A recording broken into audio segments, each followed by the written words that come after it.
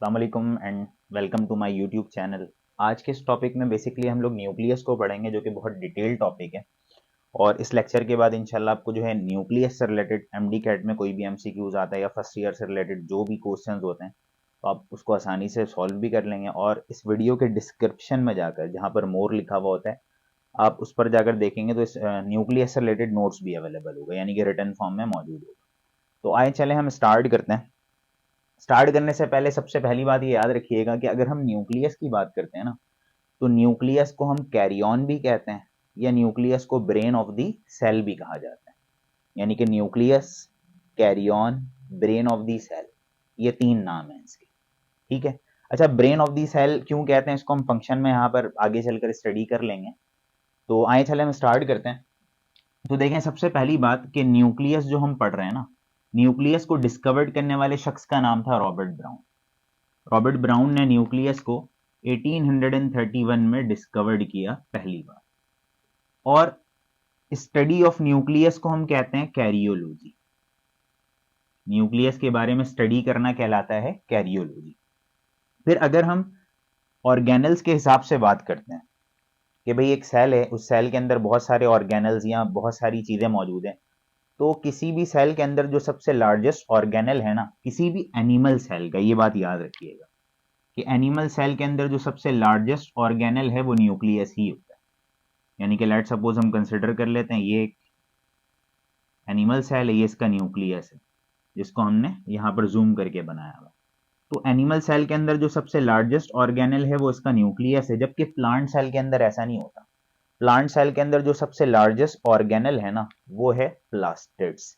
ये बहुत important MCQs है, आपने पेपर के लिए याद रखना है कि एनिमल सेल का सबसे लार्जेस्ट ऑर्गेनल न्यूक्लियस है, जबकि प्लांट सेल का जो सबसे लार्जेस्ट ऑर्गेनल है ना वो प्लास्टिड्स है। That's it. आए अब हम आगे की तरफ चलते हैं। अगर हम नंबर ऑफ न्यूक्लियस की बात करते हैं कि भाई कौन से ऐसे सेल हैं जिसमें एक न्यूक्लियस होते हैं, दो न्यूक्लियस होते हैं, या दो से ज्यादा होते हैं, या किसी में नहीं भी होते हैं। अगर हम नंबर ऑफ न्यूक्लियस के हवाले से बात करते हैं तो कुछ लिविंग ऑर्गेनिजम्स ऐसे भी होते हैं जिनके सेल के अंदर एक ही न्यूक्लियस होता है, उसे हम कहते हैं यूनी न्यूक्लिएटेड। जैसे अगर हम मिसाल के तौर पर ले लें, ह्यूमन की ही बात कर लें, ह्यूमन की बात कर लें एग्जाम्पल में आप, या लेट सपोज आपने ले लिया अमीबा। इन सब के अंदर जो न्यूक्लियस होता है वो एक होता है, तो इन लिविंग ऑर्गेनिजम्स को हम क्या कहेंगे, यूनी न्यूक्लिएटेड। लेकिन अगर लेट सपोज अगर हम एग्जाम्पल में पैरामेशियम लेते हैं, पैरामेशियम आप अच्छी तरह जानते होंगे कि स्लीपर लाइक होता है इस तरह का। उसके अंदर दो न्यूक्लियस पाए जाते हैं, एक बड़ा होता है और एक छोटा होता है। बड़े न्यूक्लियस को हम मैक्रो न्यूक्लियस कहते हैं, छोटे वाले न्यूक्लियस को हम माइक्रो न्यूक्लियस कहते हैं। अब इनके अंदर दो न्यूक्लियस है पैरामीशियम के अंदर, तो इन्हें हम क्या कहेंगे, बाई न्यूक्लिएटेड। अब अगर हम मल्टी न्यूक्लिएटेड की बात करते हैं तो ये बात आपने याद रखना है कि अगर हम इंसान की बॉडी की ही बात करते हैं तो हमारे बॉडी के अंदर दो सेल्स हैं, एक मसल सेल्स, जो कि ऑलरेडी हम मसल सेल को डिस्कस कर चुके हैं। मसल सेल के अंदर न्यूक्लियस दो से ज्यादा होते हैं, तो मसल सेल्स मल्टी न्यूक्लिएटेड है। या बोन के एक सेल्स होते हैं जिनको हम कहते हैं osteoclast cell, osteoclast cell. Osteoclast cell के अंदर भी जो है ना न्यूक्लियस एक से ज्यादा होता है, दो से ज्यादा होता है, तो इट मींस ये भी क्या है, मल्टी न्यूक्लिएटेड। तो ये एमसीक्यूज के लिए बड़ा इंपॉर्टेंट है, जो कि आपको पेपर में सपोर्ट करेगा कि यूनी न्यूक्लिएटेड का मतलब किसी सेल के अंदर एक ही न्यूक्लियस होता है, बाई न्यूक्लिएटेड का मतलब किसी किसी सेल में दो न्यूक्लियस भी होते हैं जैसे कि पैरामेशियम, जबकि मल्टी न्यूक्लिएटेड का मतलब एक ही सेल में न्यूक्लियस दो से ज्यादा होंगे, तो उन्हें हम क्या कहेंगे, मल्टी न्यूक्लिएटेड। मिसाल के तौर पर ये दो इंपॉर्टेंट एग्जाम्पल है ह्यूमन बॉडी से रिलेटेड कि हमारा जो मसल्स है ना वो भी सेल के बने हुए हैं। मसल सेल्स के अंदर न्यूक्लियस दो से ज्यादा होते हैं, तो उनको मल्टी न्यूक्लिएटेड कहेंगे।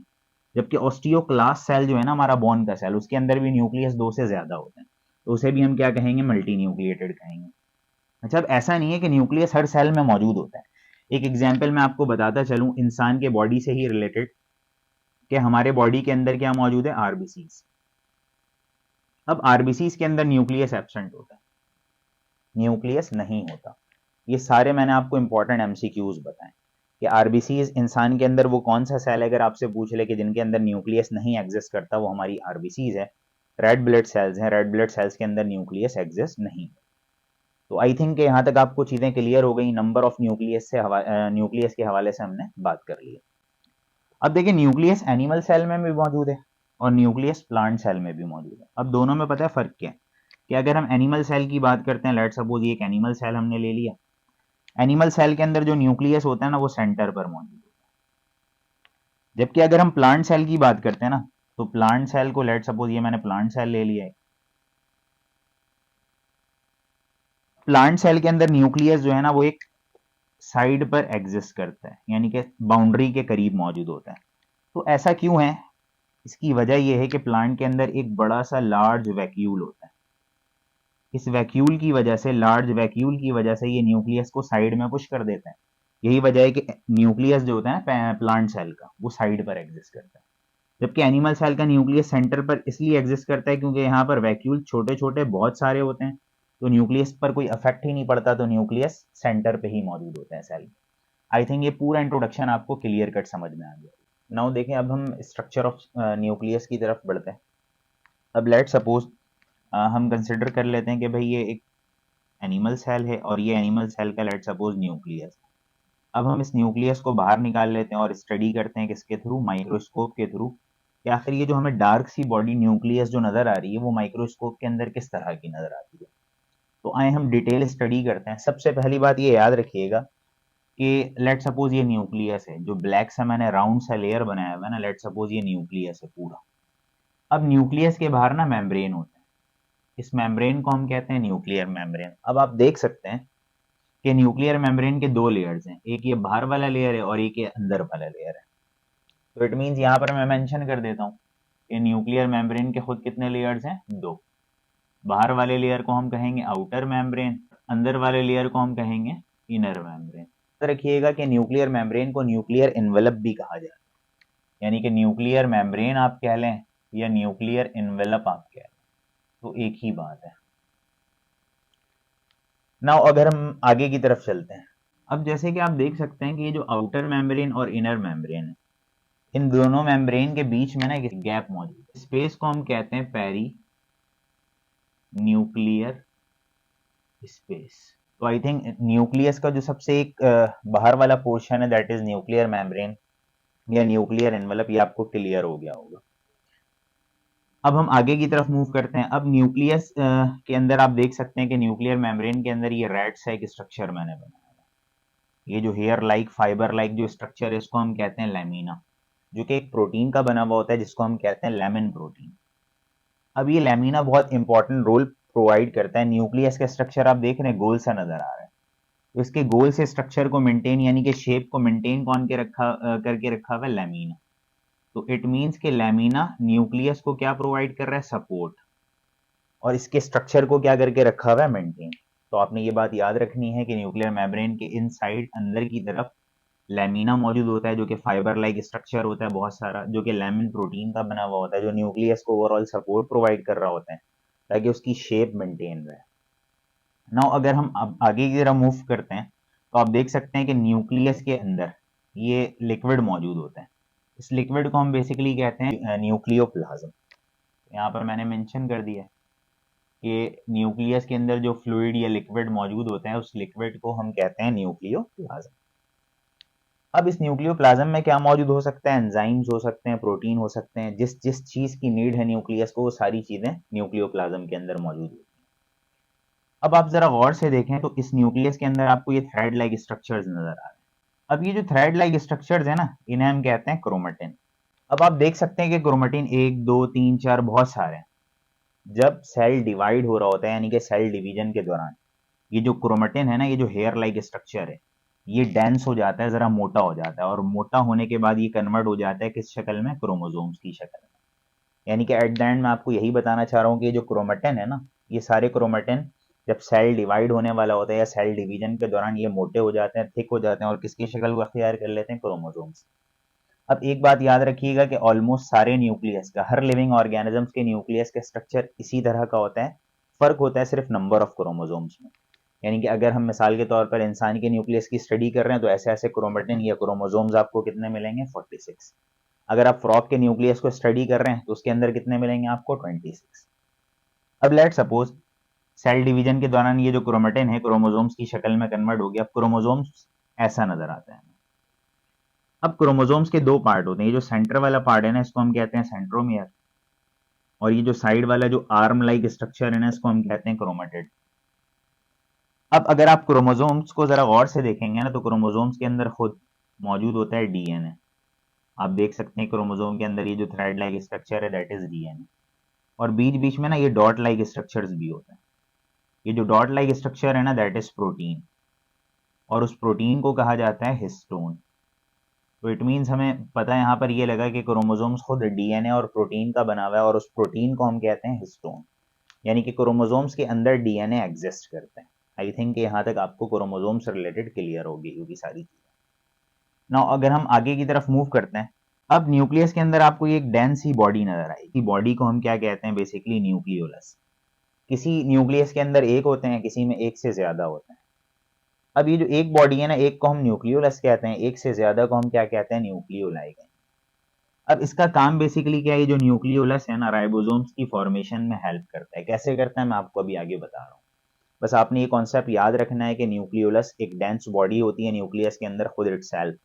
वो जो न्यूक्लियोलस है वो राइबोसोम्स की फॉर्मेशन में हेल्प करती है, बनाती नहीं है। अच्छा, अब एक चीज याद रखिएगा कि ये जो न्यूक्लियर मेम्ब्रेन है ना इसके बीच बीच में आप देख रहे हैं ये सुराख हैं छोटे छोटे से। इन सुराख को बेसिकली हम कहते हैं न्यूक्लियर पोर। ये जो सुराख है ना जिसको हम न्यूक्लियर पोर कह रहे हैं, ये डिफरेंट प्रोटीन से मिलकर बना हुआ होता है। बहुत सारे प्रोटीन से मिलकर, उन प्रोटीन को हम कलेक्टिवली कहते हैं न्यूक्लियोपोरेंस। न्यूक्लियोपोरेंस डिफरेंट प्रोटीन्स होते हैं जो मिलकर इस सुराख को बना रहे होते हैं। इस सुराख या न्यूक्लियर पोर के थ्रू क्या होता है कि अगर मिसाल के तौर पर न्यूक्लियस से किसी मटेरियल को बाहर आना है तो इस पोर के थ्रू बाहर आएगा, और अगर कोई मटेरियल उसको न्यूक्लियस के अंदर इन होना है तो वो न्यूक्लियर पोर के थ्रू होगा। अब हम बात करते हैं सबसे इंपॉर्टेंट न्यूक्लियोलस के हवाले से, कि न्यूक्लियोलस हेल्प कर रहा है राइबोसोम्स की फॉर्मेशन में।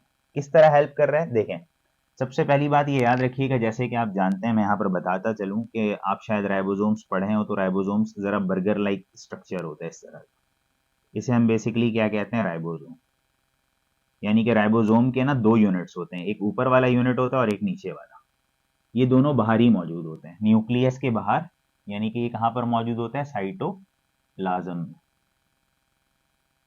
अब राइबोसोम का ये जो दोनों यूनिट है ना, वो ऊपर वाले यूनिट और नीचे वाले यूनिट, ये दोनों ही यूनिट न्यूक्लियर पोर के थ्रू अंदर आते हैं, और अंदर आके किसके पास जाते हैं, न्यूक्लियोलस के पास। अब ये न्यूक्लियोलस करता क्या है, इन दोनों सब यूनिट को आपस में जोड़ता है। जोड़ दिया। अब आप ऑलरेडी जानते हैं कि राइबोसोम के अंदर एक आरएनए भी होता है जिसको हम कहते हैं राइबोसोमल आरएनए। क्रोमेटिन, ये जो क्रोमेटिन है इसी के अंदर डीएनए मौजूद होता है। तो इसका जो डीएनए है ना वो एक आरएनए बनाता है, उस आरएनए को हम कहते हैं राइबोसोमल आरएनए। वो राइबोसोमल आरएनए इस राइबोसोम के अंदर आ जाता है।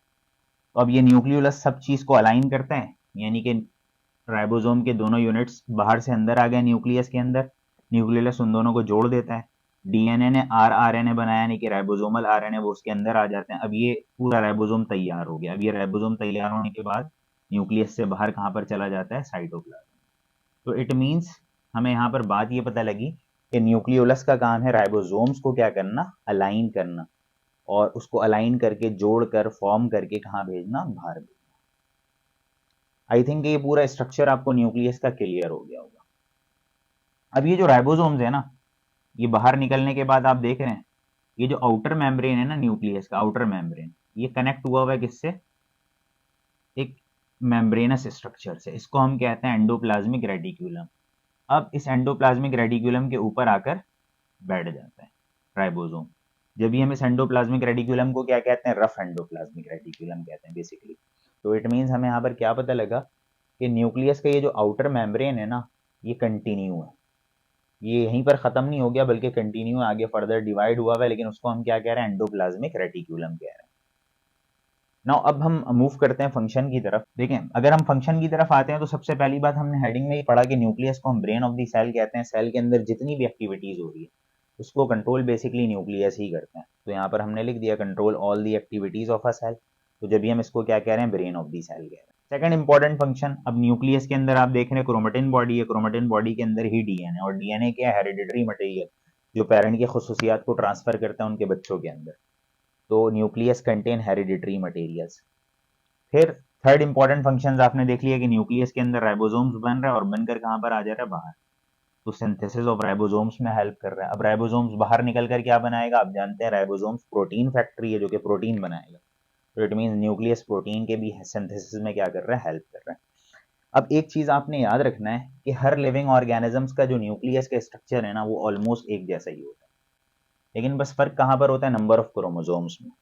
लेकिन लेट सपोज अगर हम ह्यूमन की बात करते हैं, ह्यूमन के अंदर नंबर ऑफ क्रोमोसोम्स न्यूक्लियस के अंदर आपको मिलेंगे 46। अगर हम फ्रॉग की बात करते हैं, फ्रॉग के अंदर आपको मिलेंगे 26 क्रोमोसोम्स। अगर आप पी मटर की बात करते हैं तो उनके अंदर मिलेंगे आपको 14 क्रोमोसोम्स। अगर आप कॉर्न की बात करते हैं तो कॉर्न के अंदर मिलेंगे आपको 20 क्रोमोसोम्स। अगर आप डॉर्सोफिला की बात करेंगे तो डॉर्सोफिला के अंदर आपको मिलेंगे 8 क्रोमोसोम्स। तो यहाँ पर मैंने कुछ एग्जांपल्स लिख दिए हैं। ये स्पीशीज हैं, ह्यूमन फ्रॉग, पी, कॉर्न और डॉर्सोफिला, और उनके नंबर ऑफ क्रोमोसोम्स। तो ऑलमोस्ट हर लिविंग ऑर्गेनिजम्स के न्यूक्लियस का स्ट्रक्चर ऐसे ही होता है, बस डिफरेंस कहाँ पर मौजूद होता है, उनके नंबर ऑफ क्रोमोसोम्स में। आई होप कि ये पूरा लेक्चर आपको समझ में आया होगा। इंशाल्लाह इसके नेक्स्ट लेक्चर में हम साइटोप्लाज्म और उसके डिफरेंट ऑर्गेनल्स को पढ़ेंगे। तो अपना बहुत ख्याल रखिएगा। अगर आप मेरे इस चैनल पर नए हैं तो इस चैनल को ज़रूर सब्सक्राइब कर लें और लोगों को शेयर भी करें, ताकि जो पुअर लोग हैं वहाँ तक इसकी रीच पॉसिबल हो सके। तो अपना बड़ा ख्याल रखिएगा। अल्लाह हाफ़िज़।